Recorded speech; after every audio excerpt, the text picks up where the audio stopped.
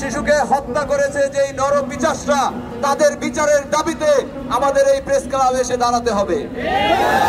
আমরা এটি ভাবি নাই, আমরা ভেবেছিলাম 24 পরবর্তী বাংলাদেশে পুলিশের ভূমিকা আরো নিরপেক্ষ হবে, আরো স্বচ্ছ হবে এবং তারা ইনভেস্টিগেশন করে প্রকৃতপক্ষে যারা অপরাধী, যারা খুনি, তাদেরকে বের করে আনবে এবং সমাজে ন্যায় বিচার প্রতিষ্ঠা করবে। কিন্তু আমরা সেটি দেখতে পাচ্ছি না।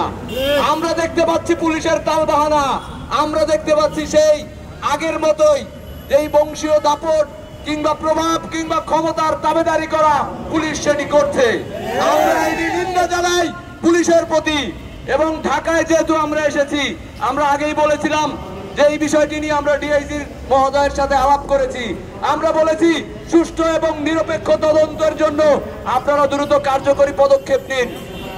আপনারা ইতিমধ্যেই জেনেছেন, আমরা কিন্তু বলে দিয়েছি যত বড় ক্ষমতাধর লোক হোক, ন্যায় বিচার থেকে এই হত্যাকাণ্ডকে বঞ্চিত করা যাবে না। আমরা আরো বলেছি খুনি যত বড় পরিবারের লোক হোক, যত পয়সার লোক হোক, আমরা তাকে ছাড় দিব না। যদি প্রশাসন ছাড় দেয় তবুও আমরা ছাড় দিব না। আমরা ছাড় দিব না। এই তায়েবা হত্যাকাণ্ডের বিচারের মাধ্যমে সখীপুরে ন্যায় বিচার প্রতিষ্ঠিত হবে এবং সেটা আমরা করে ছাড়বো ইনশাআল্লাহ। আমরা আরো বলতে চাই, বড় ভাই অনেক কথা বলেছেন, বেশি বড় বক্তব্য দেওয়ার সুযোগ নাই। অনেক মানুষ আপনারা জড়ো হয়েছেন। আমরা বলে দিচ্ছি, আপনারা যদি এরপরে আর কোনো তালবাহানা করেন, এই যে যারা অন্যায়কারী, যারা হত্যাকারী, তাদেরকে আড়াল করার চেষ্টা করেন, তাহলে আপনাদের হাত পা কিন্তু আমরা ভেঙে দিব। আপনারা সেই সুযোগের অপেক্ষায় আমাদেরকে রাখেন না।